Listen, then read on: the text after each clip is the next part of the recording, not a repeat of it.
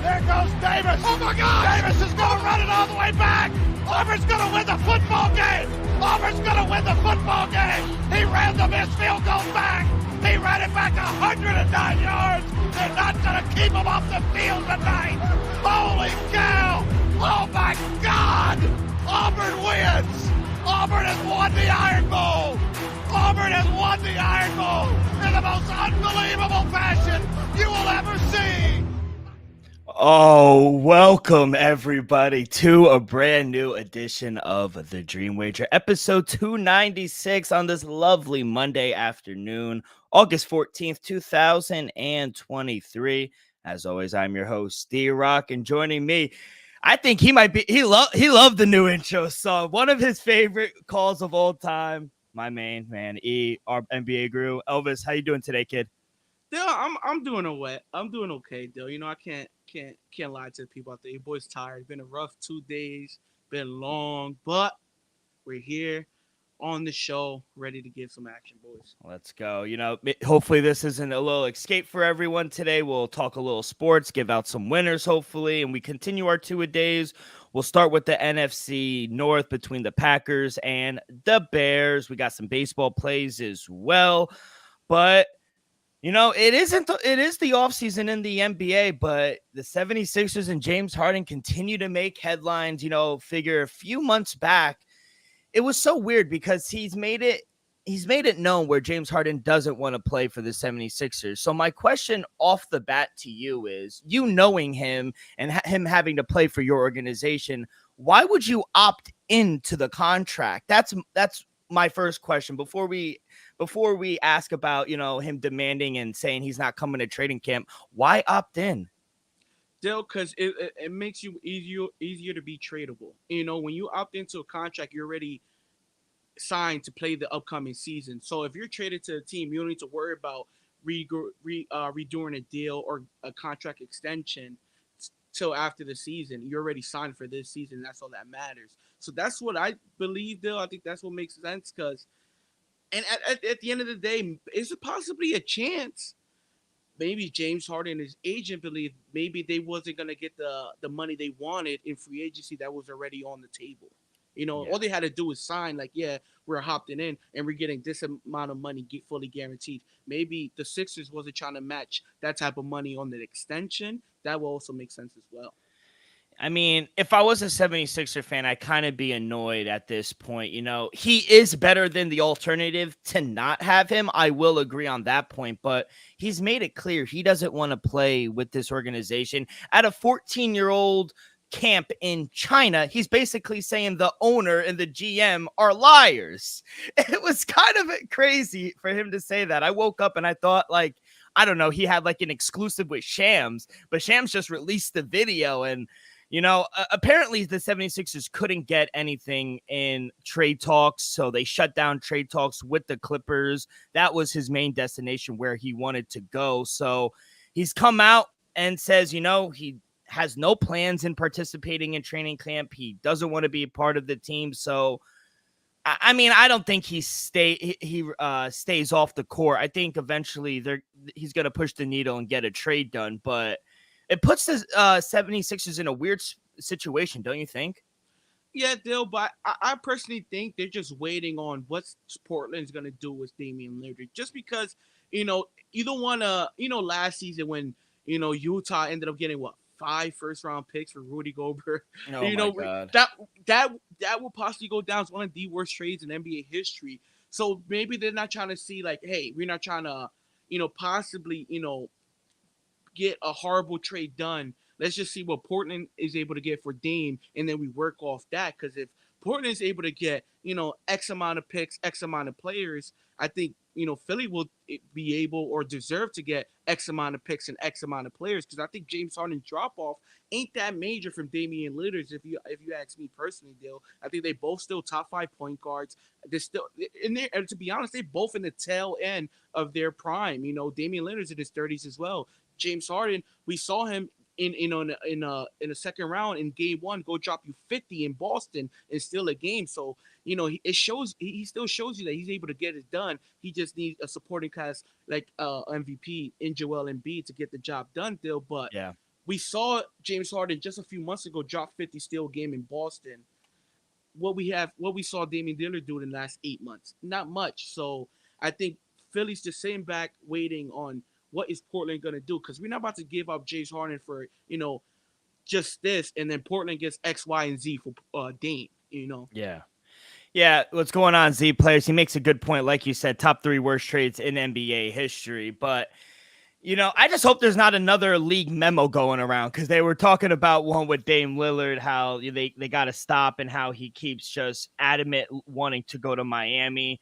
This looks like it's going down the same route. And, it'll be very interesting to see where he goes, because you mentioned the 50-point game in Boston. Yeah, I don't think anyone's really questioning his talent. He's a top 75 player, maybe even top 50 player of all time. But is he clutch? Does he have that gene? And I can't even make the excuse that he hasn't had the talent. He's had talent. He has MVPs on his team.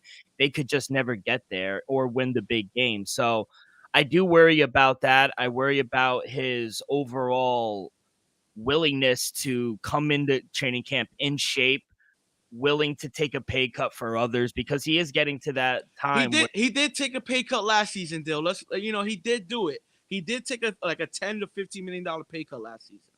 The Sixers to able to sign PJ Tucker. That's the only way that he was able to join the team. Yeah, no, that's a good point. I don't know. I worry about his overall, what he's going to bring to the table, in a sense, where can they win the championship with him? So as a 76er fan, I am not, but I've talked to some of them, and I don't know. I just think they're in a weird situation where they want him, because without him, they're really not that big of a playoff team. They might get in, but without James Harden, the 76ers is not a championship contender. Just a simple fact. Yeah, so be very interesting to see what they go through now. But yeah, all the best to James Harden, see what he does. But we talked about Cowboys and Zach Martin. He reached a deal with the Cowboys today, a few hours ago. The deal will pay him north of $18 million in this year and next year. He was scheduled to make around $13.5 million this year, $14 next season. So it's an additional $8.5 million, and both of the years are fully guaranteed. We said they would get it done, and they land their captain right back in the Big D. What do you think about the signing? I think the Cowboys had to get this deal done. Like we said in the last pod, this is just a first ballot Hall of Famer. You got to pay Martin. He's just been solidified one of the best offensive tackles in the league in the last 10 years. So I think you just got to pay him for what he's done. Been a great captain, great teammate for the last decade. And I'm going to be honest, I still think he'll be a top 10 offensive lineman in the next 2-3 seasons. So I think it was a great signing.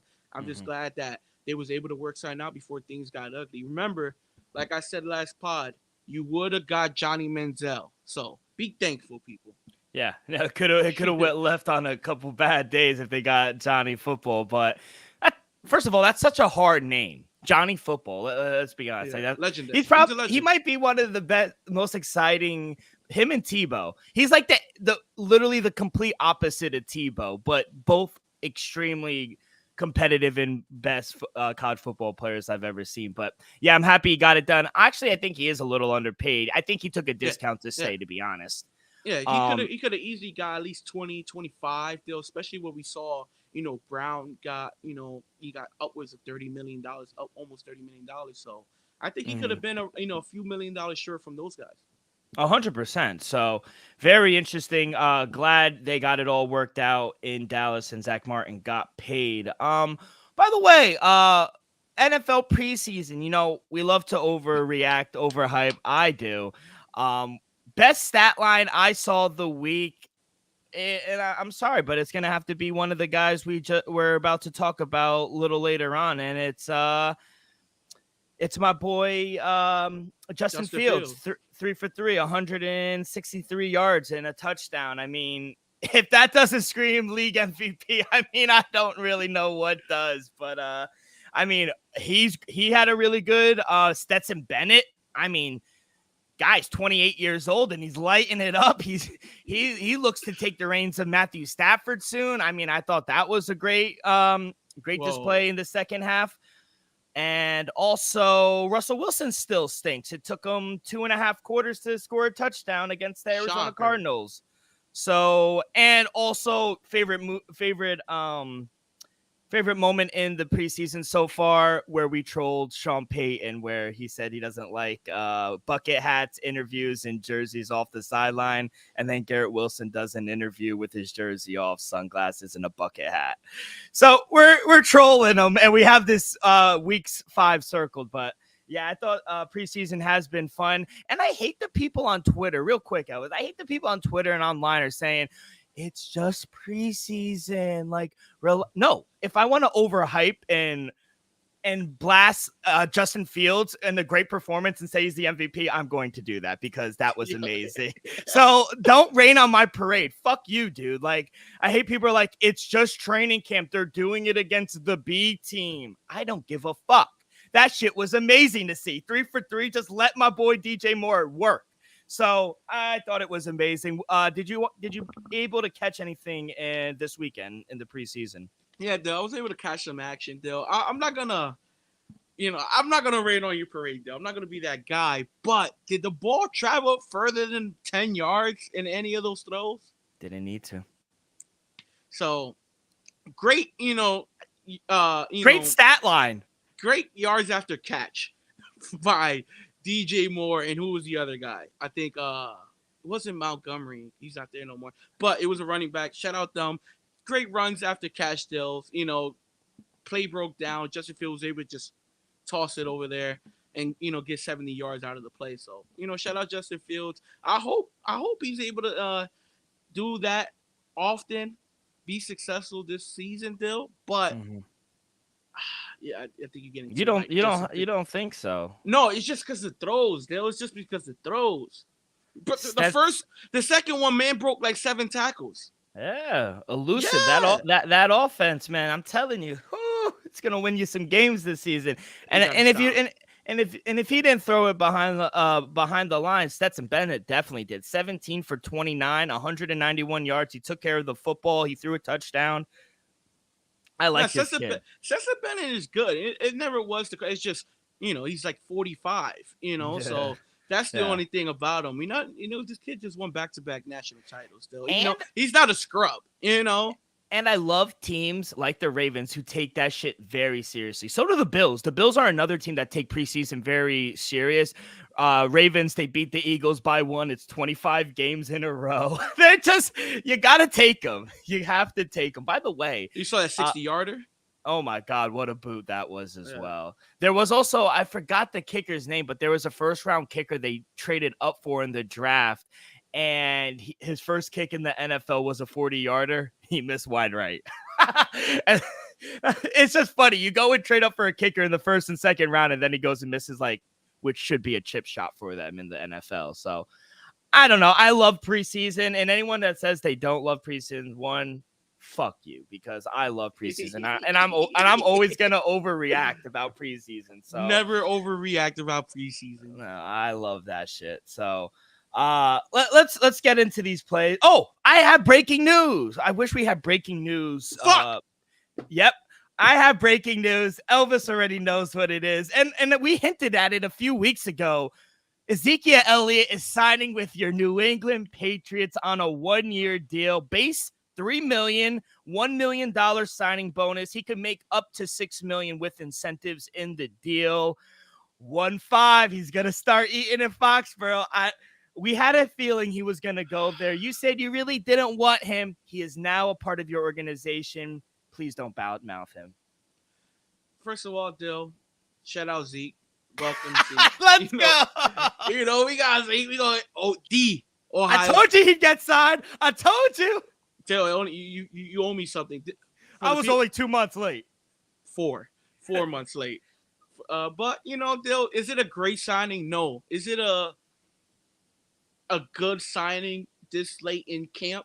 Absolutely. Do I think Zeke Elliott is going to go out there and rush for 800 plus rushing yards? Absolutely not. I don't expect that. But Dill, if my man should go out there and get me about 3 to 5 tugs, a few blocks, pick up a blitzer or 2. Remember, Zeke is one of the best blitz picker uppers in the league. Let's not disrespect him now. He's one of the best blitz picker-uppers in the league, so he will help Mac Jones pick up a couple blitzes now. He might be able to call up the line. So overall, do I love the move? No, but is it gonna possibly help my running back room? Absolutely. I think he's a veteran. I think he could provide knowledge to the young players, and I think we need him to get 7 yards for a touchdown. I think he's able to do it. 100%. And I think, all jokes aside, the running back room needed some help besides Ramondre Stevenson. He's obviously going to be the number one. But number two, down at the goal line, if you have Ramondre Stevenson through a 10, 15 play drive, a healthy Zeke could get you 5-6 yards. That's what I'm saying. You put Zeke in the goal line. If you ask Zeke just to get you 7 yards in the tub, yeah, Zeke is going to go get it. Yeah. You hand the ball off to him three straight times, he's going to go get it.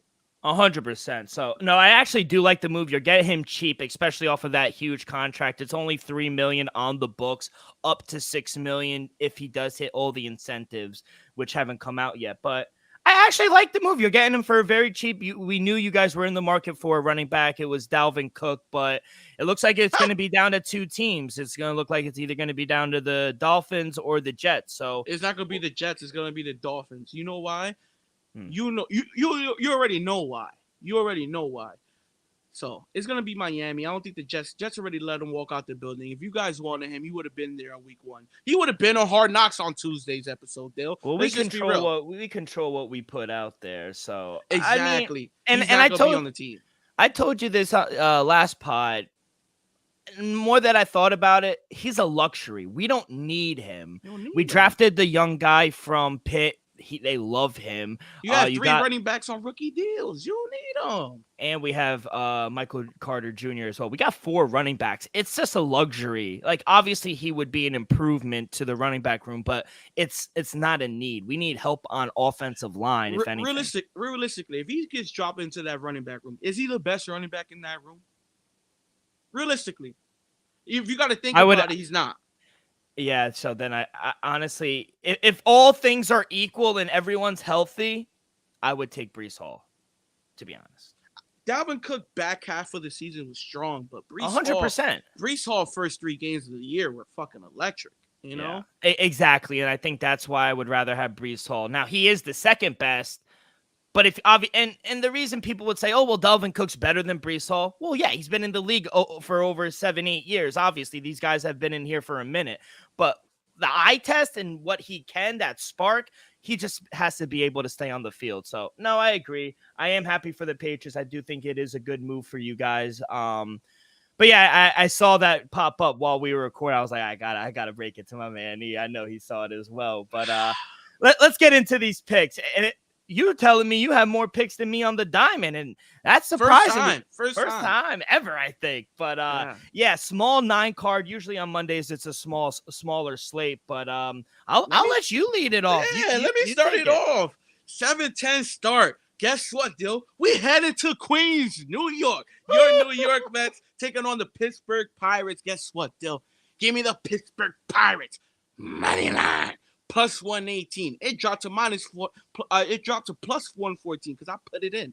Dill, your Mets took care of business yesterday. Y'all took care of business. I gotta give you that. Hit well, hit great, hit well. You're not gonna do that 2 days in a row. You're not gonna do it 2 days. You're not gonna do it 2 days in a row. You know it. I know it. Z Plays knows it. Moving on. Give me the Pirates money line. Dill, 8-10 start. Going to Kansas City, Dill. I'm gonna put some cheese on your Seattle Mariners. A little chalky at -150, people, but I'm gonna roll with the Mariners on the road against Kansas City. Dill, I'll let you go. Say your one play, and then I'll finish off. Yeah, that's my one play. I got it earlier in the day. That's the only thing I liked. We got it a little cheaper back in the day. Back earlier in the day, I got the Mariners at -144. It's up to -152. I still think it's a good price for a red hot Mariners team going against one of the worst teams in the league. Brady Singer's just a complete fade, in my opinion, and Seattle's still hitting the ball well. I know they lost last night in extra innings to the Orioles, but I do like them in this spot in Kansas City. So I'm going to take the better pitcher and the better hitting team as well. So I do like the Mariners to get the job done. If you don't want to lay the minus 150, minus 155, you could get them on the run line minus 1.5 at plus money as well. So I do like that if you want a little plus money action. But yeah, that's the only play I really like today. I wasn't going to force anything. Wow, I'm shocked, but hey, that's good. Remember, Dill always used to say it. Your best bet might be no bet. So with that being said, Dill, we're going to San Diego. Baltimore Orioles taking on the San Diego Padres. Over-under sitting at 8. Dill, give me the Orioles plus 120 on the money line. Even though Darvish is on the mound, even though he pitches a gem, the bullpen could let it out. So, Dill, give me Baltimore Orioles on the money line. They've just been taking care of business. I'll be honest, San Diego's been a disappointment. I took San Diego to go represent the West, but they might not make the playoffs. Yeah, they're the Mets of the West Coast. All that money, all that talent. No, they are. Stop trying to justify your terrible. No, Mets. I'm not justifying. They're just literally the Mets on the West Coast. They might be 4 games. Did they trade the Manny Machado? Did they try trade all their best players away? But don't do that, Dill. Don't do that, Dill. They suck, but they ain't do what the Mets did. All right, what do you mean? Forward. They're only like 4 games ahead of us. That's bad. That's bad. Yeah. That's bad. Moving on. My last play of the day, people. We going to San Francisco. Tampa Bay Rays facing the San Francisco Giants. Over-under sitting at 7.5. Tempting on hitting the over, to be honest, at minus 105. Dill, give me the Tampa Bay Rays on the money line, Dill. Ended up catching it at minus 135. Shop around, people. See if you could get a better number. But Tampa Bay money line, that's the bet. By the way, I just want to say the whole Wander Franco situation. Have you heard about that? Yeah, he's suspended. He's going to be on that list, whatever commissioner's exempt list, whatever, and he's going to be investigated. I don't know for what. Does it say for what? I just saw breaking. I didn't really, read it because the MLB and the Rays, they plan to launch an investigation on him. They put him on the restricted list after social media polls questioned the alleged nature of a relationship between him and a minor, basically like a Jeffrey Epstein. Yeah. He's attracted to little girls apparently. So 30 years. That's it. Yeah. So I mean. I on good faith and on moral, I can't root for the Rays anymore, to be honest. So come on, don't let one bad apple, spoil. I know, but just it was kind of crazy. Send his ass to Broward County, 30 years. And that's it. You good. But yeah, that's all the baseball games. I was thinking about Padres a little. I was actually going to take the Padres just because Darvish at home has been good. But I kind of stayed away from anything. I didn't really want to push. Yesterday, I had a nice day, 3-1-1. I pushed one game. But yeah, overall, I had a good Sunday. So I didn't really want to force anything. I was thinking about actually taking the Yankees and fading the Braves. Traveling after playing Sunday night baseball, they didn't get home till probably 2-3 in the morning. So I was thinking about fading them, but ultimately I just took the Mariners. So Elvis, good luck there. Before we continue our 2-a-days, let me tell you guys about our quick sponsor, Viva Tequila Seltzer. We're brought to you by Viva Tequila Seltzer, the most refreshing hard seltzer on the market, hands down. There's no wonder why Viva was voted #1 hard seltzer in the world by San Francisco World Spirit Competition. With only 88 calories, 0 carbs, 0 sugar, and a light 4.5 ABV, Viva is the perfect post-game celebration as it was created with that active lifestyle in mind. We flavor tequila seltzer because flavor is the spice of life, and we like our drinks with just a kick. Just like how we like our lives, whether it's Huckleberry playing a round of golf with the boys or an elderberry on a Saturday watching college football. We're 2 weeks away from kickoff there. So our favorites pair perfectly with our Artisanal Blanco tequila for that subtle and refreshing drink. Our belief here at the Dream Wager and at Viva is to live long, live well, and live it up. All right, Elvis, let's get to it. We finished one division, the NFC East. We are on to the NFC North. We will start with the Green Bay Packers. Super Bowl 65-1 to win the NFC 30-1. To win the NFC North plus 400. Win total setting at 7.5. Over minus 120. Even money at the under. To make the playoffs, yes, plus 180. To miss the playoffs, minus 210. We'll start there in the future market as a team, and then we'll go to the player props. What do you like, I guess, out of those four for the Green Bay Packers? Still, I counted this a few times. I thought long and well. Dill, Matt give me the LaFleur. over. Give me the over 7.5, Dill. I have a feeling this might be an 8 or 9 win team. Dill, I know. With Jordan Love? I'm saying 8. Dill, I think they could get to 8. They got a favorable schedule, Dill. The schedule ain't. They got a few. Not I want to say gimmies in there, but there's a few games where they should take care of business. So like I said, I could possibly see them getting up to 9. I doubt it, but I could see it. Dill, I like what I see. Dill, give me the over 7.5. Yeah, this team was tricky. For clarifications, I don't think they'll make the playoffs. No Super Bowl, no NFC North. So only thing I could really come down on a win total. And like I said, this was a tricky team to come down on a side, and I counted 8. Then I was like, I counted 7. All right, at least you counted 8. That's why I said, me, I always give 1. Because there's always a game they're gonna win that they're not supposed to. To be honest, I could make an argument for both. Yeah. But no, I can see it. Gun to my head, I would lean under, though, at even money. I worry about their offense. That's what it came down for me. I like their coach. I think Matt LaFleur, as much as I make fun of his name, I do think he is a good coach. They have a good offensive line, a lot of veterans. Their running back room is top 5 in the NFL. It's the quarterbacks and the receivers that really scare me. Jordan Love has made 1 career start, and he has under 50 completions under his belt. Outside of Christian Watson and Romeo Doubs, who have 41 and 42 career receptions, they're going to be likely paired with a rookie in the 3rd slot and also a rookie tight end. That's just too much inexperience on offense where I don't think where we think that there are gimmies like Las Vegas on the road, where on the road against Atlanta in week 2, even the first week on the road in Soldier Field. Like, I think they might run into a lot of speed bumps early on before they build that chemistry. Maybe later on in the season, maybe they'll find something, but I don't know. I just think there's a lot of inexperience on this offense, and it all stems from Jordan Love. He's the biggest question mark, I think.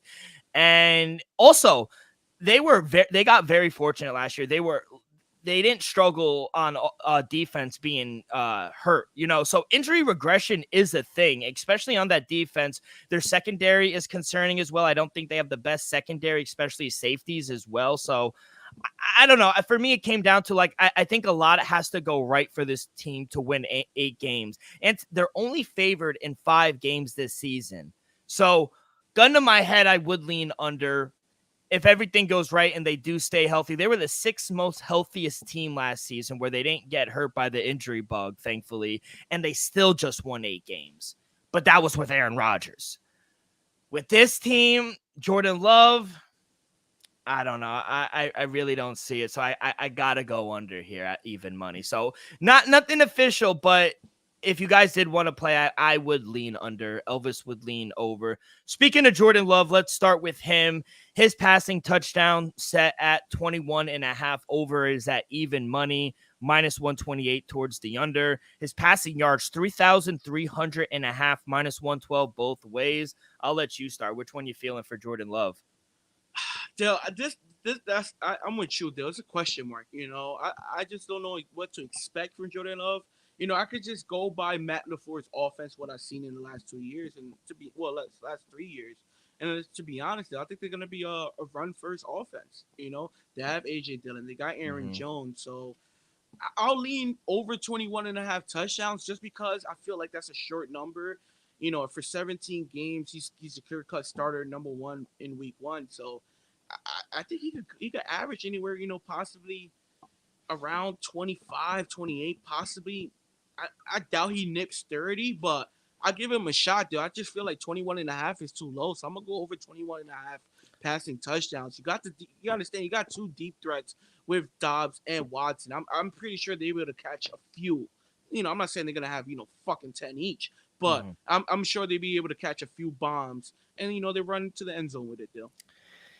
Yeah, and I think the numbers you can't really look at the numbers here with Jordan Love, because in 2021 he played in 6 games. He didn't start any.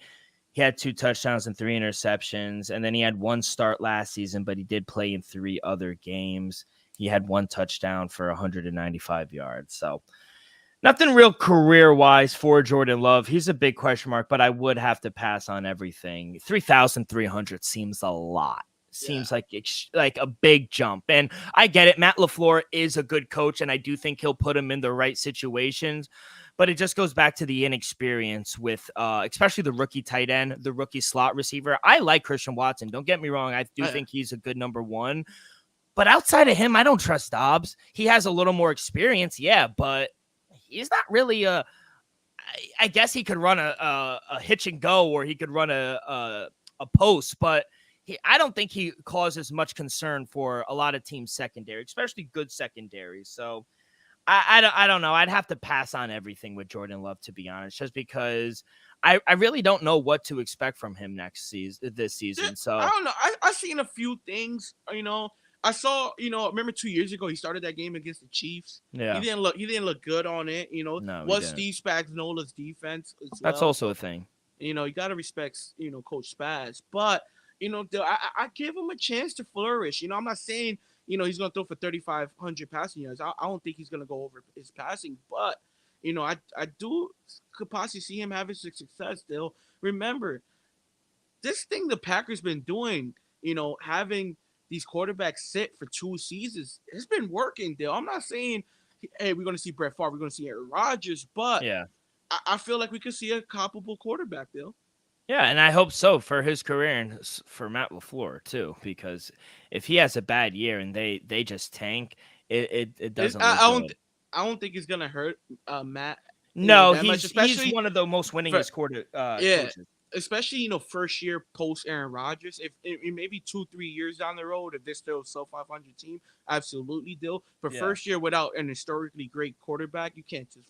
No, 100%. So you did mention the 2 running backs, AJ Dillon and Aaron Jones. Real quick, are we gonna go receiver props? Or I'm going down the list. I'm gonna hit you with the Aaron Rodgers. Relax. AJ Dillon, his rushing yards 675.5. His rushing touchdowns is set at 5.5.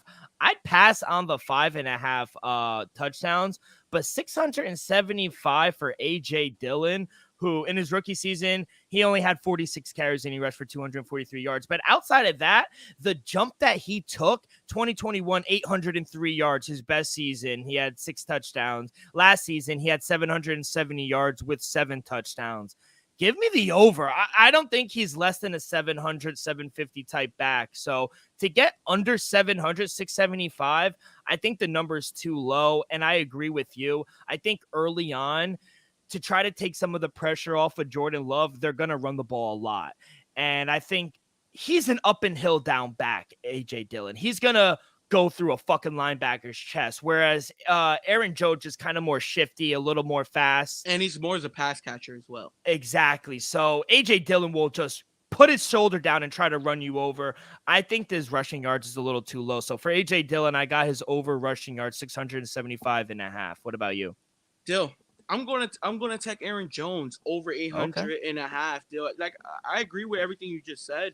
I just feel like Aaron Jones is going to be the first 2 down back, Dill. Yeah. Aaron Jones, 3 out of the last 4 seasons, he went over 1,000 yards easily. So I think Aaron Jones is 1,000-yard back all day. The only reason he didn't go over 1,000 2 seasons ago because he was hurt. I think he missed 4 or 5 games, and he was still upwards of 800. So I think Aaron Jones could easily go over this mark. I'm surprised that it's so low, especially after 3 out of the last 4 seasons, he went over 1,100 yards at that. So, and Dill, I'm kind of shocked that you didn't go with AJ Dillon over touchdown, Dill, because I expect AJ Dillon to be playing that Zeke role, getting those, tough third down yards, and then be the goal line at the running back at the goal line deal. Just because Aaron Jones more as a pass catcher and more shifty, like you alluded to earlier, and then AJ Dillon is gonna be the bulldozer who's gonna fucking run through somebody's chest. So I expect AJ Dillon to get the ball more towards the goal line and in third down situations, short yard situations, and then let Aaron Jones be the first or second down back and be more of a pass catcher in that elusive running back role. Yeah, the reason I just didn't do his over rushing touchdowns, it was sitting at 5.5, like I said, and he's only gone over it last season. No, he went over it the season before with 6, and then last season was 7, and that with Aaron Rodgers at quarterback. I expect them to run the ball a little more, especially at the goal line with Aaron Jones and AJ Dillon now, instead of with Jordan Love, instead of having Aaron Rodgers, who's gonna fucking call half the plays anyway. I do agree on. And that's another thing. He's not gonna overrule Matt LaFleur play calling. We know Aaron Rodgers, Matt LaFleur has had went at it for Aaron Rodgers overruling his play calling and audibling out of a lot of the plays Matt LaFleur has called. Sorry to cut you off. Yeah. No, you're good. I was just going to say I do agree with Aaron Jones, 825 over. It's too low. 2019, over 1,000 yards. 2021, where he missed 4 games and still got 1,100 yards. 2021, he missed 2 games. He ran for 800.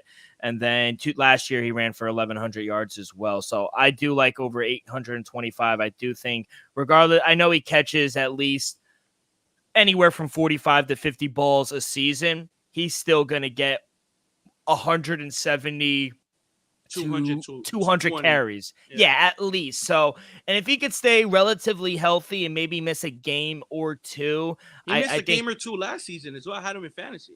Yeah, so I think he's anywhere upwards to 900 to 1,000 yard running back. So, yeah, I got to go over. I would pass on the touchdowns. It's sitting at 5.5. Let's see, last 2 seasons, he's had 2, 4, then he had 9, then he had 16, then 8, then 4. So kind of up and down with the touchdowns. And like you said, towards the goal line, they might give it to AJ Dillon. That's why I didn't even touch his touchdowns, just because I expect AJ Dillon to carry more of that short, like I said, short down and distance and goal line plays. And you mentioned wide receiver. Only one we can take advantage of is Christian Watson. He is their number 1 receiving yards set at 850.5, minus 112 both ways. His receiving touchdown 5.5 over plus 106, minus 134 towards the under. I'm actually going to pass on the yards, but I like the over 5.5 touchdowns at plus money. He scored 7 last season with all the drops, with all the inexperience, and he only had 41 catches last season, and he still caught over 600 yards with 7 catches. So yards after catch. His longest completion last year was 63. He's a deep threat. I instead of yards going from 600 to 11 to over 850, I think is a big jump. And I don't know the connection between him and Jordan Love. It took him a few games to get a connection with Aaron Rodgers. So my thing is, how long is it going to take with a guy who's not as good as Aaron Rodgers and Jordan Love? No disrespect, but I do think he'll get in the end zone 6 times. So at plus money, I'd rather go over his receiving touchdowns than I would his yards. How about you? Yeah, I'm going over both. I just think this kid is special. Like you said, he got the burners. He's more of a down the field target, and if he's open, I think Jordan Love is going to be able to get in the ball, and he's going to go hit his head in the goal post. I think he will, Dill. I think we saw one already in the preseason. So I think we saw Christian Watson have fucking 3. What was it? Yeah, 3 in a row, multi touchdown games. So he ended up getting 6 touchdowns in 3 games, just in the 3-game span last season. So I expect him to go over the 5.5 in a matter of 10, 12, 15 games. I expect him to at least play 15 games. I'm gonna be honest, I expect him to be around double digits still. Really? Wow. Yeah. He had 11, 12 last season in like 9 games. No, he had 7 touchdowns for 611 yards. He had 41 catches off of 66 targets, and he only played 14 games. And he stays healthy. It wasn't like he was hurt those few games that he didn't play. Yeah. So I agree. I think there's definitely And remember, maybe some of the games that he played early on, he was just benched. He was active. He got on the field for a play or two. Don't get it twisted. But he was a 4th, 5th stringer till week 6, week 7 came, and then he became a starter. Yeah, 100%. So I think we're pretty much aligned in all of our, besides maybe the win total. We do real think, quick, Dill. Real quick before I end it off, Dill. I just have to throw this out there just to be on record, because I have a chance, and I feel this way about both the teams we're talking about today, Dill. I gotta sprinkle something on to make the playoffs at plus 138, Dill. Just hear me out. Just not because the team wise. I do think this team, you alluded to earlier, you don't expect, but you believe this team could possibly win 8 games. I think this team could win 8, 9 games. Still, with this NFC is pretty weak, I think you could possibly sneak into a 7 seed with 9, 8 wins. So I'm just throwing it out there. I want to be on record to say I think it's worth a sprinkle. Packers to make the playoffs at plus 138 at 8 wins, possibly 9 wins as the 7 seed. You're really putting your nuts on the table with this. Dill. No, real quick, Dill. Real quick. I just want you to take 30 seconds. Name me 7 teams that's better than the Packers in the NFC. After the show. It don't need to be now. But realistically, like, I give them a shot to make the playoffs. I'm not saying, there's not, 7 teams better than them. No, they are. But there's not 9, 10 of them.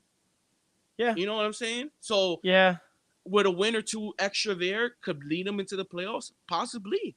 So I think it's worth a sprinkle, Dill. I don't think you're crazy, but we'll save it for the Bears, because I think the Bears have a much better chance. And we'll lead, and that's a great transition into the Chicago Bears, who to win the Super Bowl 60-1, to win the NFC 30-1, NFC North plus 430, win total same 7.5 minus 122 towards the over, plus 100 towards the under, make the playoffs plus 172, to not make it minus 220. I'll start. I think the Bears are going to be good this season. Better than the Packers, too. I mean, I don't understand how they have the same win total. Bears have longer odds to win the division, which I think are crazy as well. And they got better odds to make the playoffs. I'm surprised by that, too.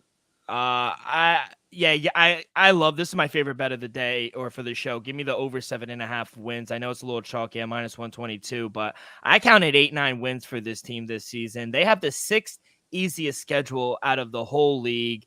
Also, Bears, they're tied with the highest net rest advantage, and they're the only team that does not play a single game with less rest advantage than their opponent this season. 2 of the 3 games with the rest advantage come against divisional rivals in the back half of the season against the Lions. So now I know a lot of people, they're looking at how bad this offensive line and how many sacks they gave up, 58 sacks last season, but they did finish top 5 in pass block and run block, according to PFF. And they even upgraded their offensive line. They got Nate Davis, and they got first-round draft pick Darnell Wright, who has been conditioning with the fucking wide receivers.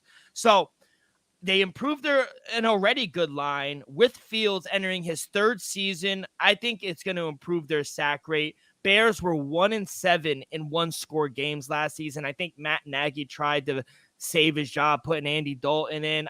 I think with this new regime, you got a new head coach, you got a new OC, you got a new DC, you literally got a whole new cabinet. I think that's going to change a lot. I think they're going to change the culture this season. Give me the Bears to go over their win total at 7.5. Just looking at it right now, I could see 8, 9 wins. I think they win opening day at home against the Packers. I think even on the road against Kyle Trask or Baker Mayfield, it doesn't really matter. I think they win there. It's a tough game on the road against Arrowhead. I think it depends if Russ sucks. I think they have a chance at home against Denver, depending, but they could definitely lose that game. I think they're better than Washington. I think they split with Green. I think they could sweep Green Bay, to be honest, but they'll probably sweep. I say split the whole division. Yeah, they could I was just going to say they could split with Minnesota. I didn't know if they were going to split with Detroit, but they definitely could. Detroit could go back to being a poverty organization. They have an easy team. They have an easy home game against Arizona. They're home against Atlanta. They're home against Carolina. They're home against Las Vegas. Their only tough road games in Arrowhead early on in week 3, Sunday Night Football in the middle in the year against the Chargers. And outside of that, yeah, maybe they play on the road late in the season against the Browns. But other than that, they only have 3 road games. And outside of the Packers, who we said they're only favored in 5 games, the Chicago Bears are favored in 7 games this season. So for them to have the same win total is very confusing. I don't think they're the same team, to be honest. I think there's more depth. I think there's more offensive pieces in the Bears. They got who they get, the Robert Tonyan. They have Cole Kmet. They have Chase Claypool entering a full season with the team, DJ Moore, Darnell Mooney, and their running back, Khalil Herbert from the Panthers. That kid's a stud. I don't give a fuck about Montgomery. He might not be their running back one come opening day.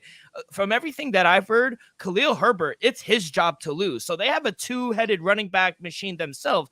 Obviously, it's nowhere near A.J. Dillon and Aaron Jones, but I still think they have a competent running game and they have a 2-headed beast that could take some pressure off of Justin Fields. So they have a better quarterback. I think we could both agree that Justin Fields is way better than Jordan Love. I think great signing in Tremaine Edwards. They get the captain of the Bills defense and they put him at linebacker. I like this team, Elvis. Maybe I'm a little high on them than others, but 7.5 just seems a little small. So what do you got here?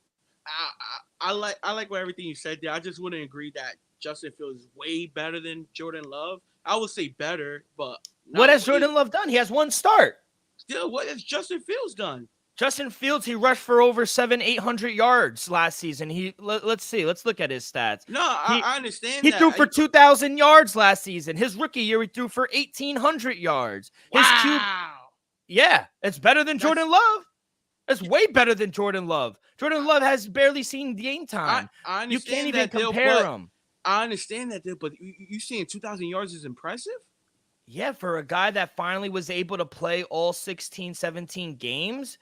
Yeah, that is impressive for a rookie quarterback who didn't have any offense. Who did he have last season? He didn't have anyone. He was basically doing it to himself. He was winning games himself. Jordan Love can't do that. That's a fact. PFF ranked Justin Fields the 9th best quarterback coming into the season. Jordan Love is the 27th. Jordan Love hasn't hit the field. Like, I understand. That's my point. That's why you can't even compare him. I understand, but he's not way better than Jordan Love. How? Because I gotta see it. I haven't seen enough from Justin Fields. I don't think he's a top 10 quarterback. Wow. Yeah, I think that's the hottest take of the episode. Whoa. I don't think a lot of people have Justin Fields in the top 10. But with that being said, Dill, I like this Bears team as well, Dill. Give me over 7.5 wins. I expect Justin Fields to be better than what he was last season. You know, I expect the offense to flourish a little bit with DJ Moore coming in, Claypool, and Mooney. If those 3 could stay healthy, Justin Fields should take off, should hit that next step, should be a playoff team. You know, I want to see Justin Fields take that step. Maybe not what Jalen Hurts and the Eagles was able to do last season, but you know, you saw Daniel Jones take that next step and bring the turnovers down, make the playoffs, be a winning team. And I like what we saw last season, Dill.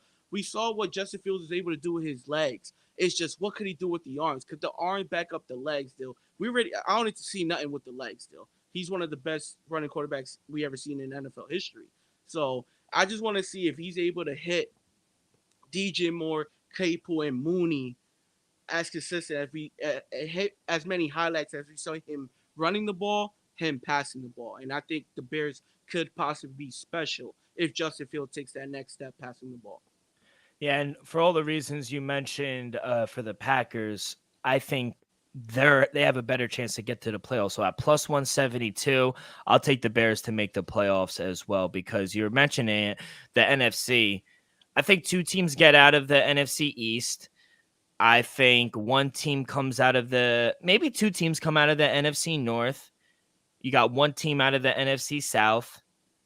And then I got one team coming out of the NFC West. And I think they could be that team. It could be two. It could be two coming out the West, but still, I could possibly see 2 or 3 coming out the North. The line's going to be good. The Packers could possibly sneak in. You said it yourself. You counted 8 wins at first. They could get in with 8 wins. Same way with Chicago, Dill. I think Chicago could get in with 8 or 9 wins. But I'm not as confident as the Bears. I'm not as confident as the Packers to get 8. And I understand that, but like you always hit me with, Vegas doesn't agree with you. Vegas is telling you, the Packers are a better team. They're plus 130. I don't agree. But, Chicago's ceiling is higher. Like, that's the question mark. Is Jordan Love, Dill? We saw what Justin Fields was able to do with his legs. It's just, could he do it with his arm? I think if healthy, with the wide receivers, Claypool and Moore healthy, bro, I expect Justin Fields to hit that next step. It just worries me because they do have a much tougher schedule. Bears have the 6th easiest schedule, and I really don't know. It also depends on the book you look at, because I think you talk about Vegas. Vegas has favored the Bears in 7 games. They only favored the Packers in 5 games. They do have a harder schedule. No, but you just said it. Plus 138 to make the playoffs. Yeah, but I'm saying it depends on the book that you're looking at, because I could look at another book and it could be different odds. I know, but the Packers are going to be lower every time. I don't know. I think the Bears are a better team, to be honest. I think they're more of a complete team, to be honest. Outside of the running back room, head coach, that's really all they really got. I think the defense are similar.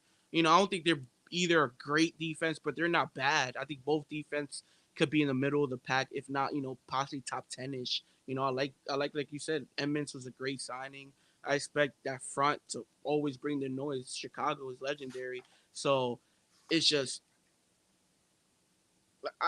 my question. My question is the both quarterbacks. I already know what Justin Fields could do with his legs. Can he take that next step like Jalen Hurts did last season, like Daniel Jones did last season? And, 3,000 plus passing, lower the turnover rate, make the playoffs. I think he can, Dill. Yeah. I just think, honestly, there's more concern or question marks with Jordan Love compared to Justin Fields. I've seen everything I need to see from Justin Fields. He's the guy. So we'll transition right into the player props. His passing touchdowns, 17.5. His passing yards, 2,775. And his rushing yards, 800.5. Rushing touchdowns, 6.5. I got to go over everything except his rushing touchdowns, 6.5. I think that is a little high. But rushing yards, 800. I mean, I have to go over it. We were just talking about it. His first season, where he only played 12 games, he rushed for 450 yards. He rushed for over half of that in just 12 games. Played 15 games last season, and he rushed for 1,100 yards. Got to go over that as well. That 800 is a little disrespectful. Now, his passing yards is set at 2,775, which isn't a big jump from 2,200 that he had last season, and he's going up every game. His completion percentage is going up. It went from 58 to 61. His QBR is going up every season. So he's not making huge jumps, but also he's been he's progressing, and he's also had to deal with dysfunctioning head coaches. Matt Nagy getting fired, Ryan Pace, his GM, getting fired. Like, he didn't have the best structure coming into the league, I would argue, and he's still improving. So I'd have to go over his passing yards. I do think another year with Chase Claypool, he's going to have a better season when they did pick him up. I do like DJ Moore. I know it was preseason, but I do think that was a good addition there. And then 17.5 touchdowns. He had 17 last season in just 15 games, and I think he has a better receiving core. So I'm going to go over everything besides his rushing touchdowns, 6.5, but rushing yards over, his passing yards over and his passing touchdowns over as well. What do you like for Justin Fields? Smash the damn rushing prop. 800 is just a little disrespectful. I expect Justin Fields is healthy, deal 1,000-yard back. Not to call him running back, but 1,000-yarder. He's special. He hits those high strides, deal. He runs like what, 4.4, don't he? Like, he's just quick, man. Something like that. Yeah, I expect Justin Fields to go well over 800 yards if he stays healthy all season. That's not to hear. Still, I even like the over passing touchdown. I think 17 and a half is a little disrespectful. Like, come on now. He had 17 last season. He got a top 10 wide receiver in DJ Moore. Claypool, he's Chase Claypool is he's pretty decent. And Mooney, when healthy, he's an X factor. He's dangerous down. And now he has a 2 tight end set with Cole Clement. And now they added Robert Tonyan as well. Yeah, so the fact that it only basically the same number he had last season with a weak wide receiver core is kind of disrespectful. The passing yards 700 and a half deal. I'm not gonna touch it just because we didn't see it last season. If he would have got at least around 26, 27, I would have been like, yeah, he might get to 3,000 this year. But having 22, 23 last season, to have him jump 500-600 yards, I don't see it. But it wouldn't shock me if he goes over. But I expect him to go over rushing, and I expect him to go over passing touchdown, 17.5.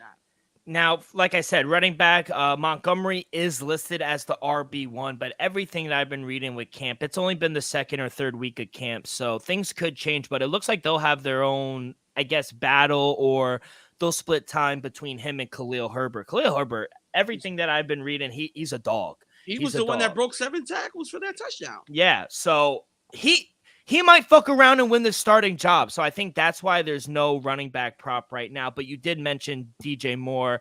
Great addition. David, I found David Montgomery's. He's at 725 and a half. Okay, you like that? Still, I'm with you. If he loses his starting job, I don't see him getting over 700, maybe 500. Just to get clean up yards. But if Khalil Herbert is going to be the starting job, deal, I don't see David going over 725. Yeah, I don't know. I'd rather stay away from the running back room. And you gotta think Justin Fields is going to take some of those running. There's going to be QB take 1,000 yards. Bro. Yeah, there's going to be designed running back plays. So I would stay away from the running backs, even though I do think they have an all right line. Like I said, they finished top 5 in both run block and pass block last season. So DJ Moore, I thought it was an amazing acquisition. I know they traded the draft pick and whatnot, but to get a top 10, and I agree, I do think DJ Moore is a top 10 receiver. I thought that was huge to try to elevate and get a little more out of Justin Fields. He needed a number 1 receiver, and to go out and get DJ Moore, I thought that was a very good decision by the new GM and the new organization. So right now, his receiving prop sit at 800 and a half, minus 112 both ways. His receiving touchdowns is at 4.5, minus 118 towards the over, minus 108. Now, from 2018, his rookie season to last season, he's played every game with Carolina. This is going to be his first year. 800 and a half is so disrespectful. I think that might be my favorite play because even in his rookie season, he caught 55 catches for 788 yards. He missed it by 12 yards. But after that, 1,100, basically 1,200, 1,100. Last season, 888 receiving yards. He's gone over this in 4 straight years. There's no reason he's not a 1,000-yard receiver. So I have to hammer the over. That's going to be way too disrespectful. And I think Justin Fields and him are going to have a good connection. Even if it's those bubble routes or bubble screens, those count as receiving yards for him. And I think that he's going to get a lot of them. Even those little shovel passes that you see Patrick Mahomes does. Those are rush. Where he just goes like that? That's a pass. So trust me, I don't agree with it either, but it's a rush. I don't get it because it's behind the line of scrimmage. If he passes it above the line of scrimmage, it's a pass. regardless, I still think 800.5 is way too disrespectful. He's their number one receiver, and Justin Fields is going to get him the ball. So I got to go over that. Over 4.5 receiving touchdowns, I kind of would stay away from. He's only gone over this last season. He had 7 touchdowns. Prior to that, he hasn't gone over 4. So he catches a lot. He just doesn't usually find the end zone. So I would stay away from that, to be honest, but I do like his receiving yards over. How about you? Still, I'm with you. 800 was kind of disrespectful. I understand, new system, first year in Chicago, possibly got to build a bond with Justin Fields, but come on, 800. You acted like you had Tom Brady in Carolina, So I think Justin should be able to hit him for at least 1,000. I think DJ Moore is 1,000-yard receiver, no matter what the quarterback is. So I expect him and Justin to find that connection. I think that's why possibly Dill's that short, just because Justin's passing yards is a little short, and first year getting into it. But to me, it could have been anybody. I still think he gets 1,000 yards. Yeah, 100%. And then the last one is a defensive prop, guy they just signed off the edge, Yannick Ngakoue. His sack prop over 7.75 sacks, -112 both ways. So for his first 4 years in the league, from 2016 to 2019, he played for Jacksonville. Then he had a year in 2020 in Minnesota. Then he played in Vegas in 2021. And then last season, he played with the Indianapolis Colts. So he signed another 1-year deal. So hopefully he could find a home here. But over 7.5 sacks, I have to hammer the over, to be honest. His rookie season, he had 8 sacks, then 12, then 9.5, then 8. He's gone over this number in every year in Jacksonville. Then his first year in Minnesota, he only played 6 games, got hurt, and still had 5 sacks. We'll erase that. But every time he doesn't get hurt, he's played either 15 to 16 or 17 games. He's gone over that. In 2021 against Vegas, 10 sacks. Last season, 9.5 sacks with the Colts. I have to go over this number, 7.75. I think he gets around 9-10 sacks again. So I think this is a great addition too for a young defense. I think you pair him up on the right side, and then behind him you have Tremaine Edwards as well. I think that's a good rush on the right side. So I like him to get at least 8-9 sacks here. What about you? You like this play? Yeah, I like it. Like you said, past 5 seasons, he's been smashing the over. And the fact that it's only at 7.5, maybe they expect them, maybe, be a little lackluster, possibly not at every down, possibly lineman, but still, I'm with you. I expect to see at least double digits from him. Yeah, 100%. So that's going to do it for the first 2 teams in the AFC North. We have 2 more teams in the AFC North. We have the Minnesota Vikings and the Detroit Lions, 2 very interesting teams for next week or Saturday. But how was the birthday over the weekend? Good? It was good. It ended up fucking pouring on us, out of nowhere, a little late, but at least the cake was already cut and all that. So that's good. Yeah. Everything was good?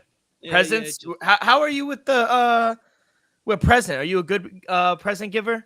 Nah, because I never got shit. So you don't get shit. That's just how I am. I never got nothing. So I feel like if I never got, not to be an asshole, but like, you'll be all right. I'm all right. I was all right growing up. I didn't get presents. So. I didn't get shit. Yeah. And now they all expect you to give them something because you got money now. I don't got no money. I don't know what you're talking about. I'm broke, bro. Just people who don't think he has money, just go to our last episode where he was flashing all the $1,000 bills and everything on camera. $1,000 bills are fake, people. Don't let this fake gas you. I think money is fake. Don't you agree? Yo, bro, in the pod. Yo, it just gets charged. Like people just print money whenever we have less money, people just print money. So is it really worth anything at the end of the day? That's one of the wonders in the world. It is. You know why? Because every time you go to the store, you can't just take stuff. You got, of course, you get charged. Yeah, you got to pay for it. But sometimes it's like electronic. Like there's no one even carries cash anymore. I feel like. You know what I also think is fake? Calories when you're eating. Tell me you seen The Sopranos when when Tony's getting a divorce and she comes in and says, I'm divorcing you. I'm leaving the house. And he's standing in front of the fridge just eating cold cuts.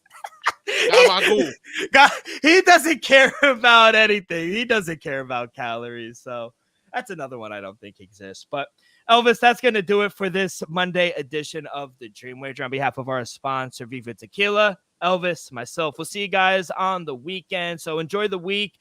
Follow along our social media, Twitter and Instagram at The Dream Wager. You guys can find all of our episodes wherever you listen to podcasts, Apple Podcasts, Spotify, Stitcher, youtube.com/The Dream Wager. Subscribe, rate, review, all that good stuff really helps the show grow tremendously. So be a friend, tell a friend, everyone. Good luck on your wagers. Be safe, be well, and we'll see you guys down the road. Peace.